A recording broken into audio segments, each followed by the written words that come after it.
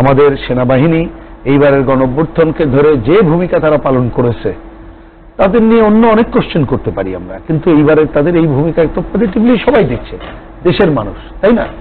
এবং তারা রাস্তায় থেকেও তাদের কাছ থেকে যে কঠোর অনেকে যে প্রত্যাশা করে, কিন্তু তারা বারবার বলেছে, অন্ততপক্ষে আমরা তো তাই শুনে আসছি যে আমরা আমাদের কাজে ফিরে যেতে চাই, আপনারা দ্রুত একটা নির্বাচন করে আপনার জায়গায় যান।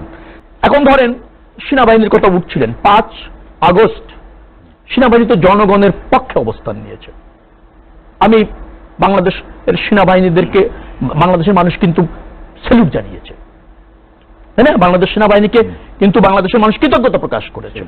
আমরা কিন্তু সেনাবাহিনীর এই ধরনের চরিত্র 2-1 বার দেখেছি যে জনগণের পক্ষে অবস্থান নিয়ে দেশের স্বার্থ রক্ষা করেছে, এবার কিন্তু খুব জোরালোভাবে নিয়েছে।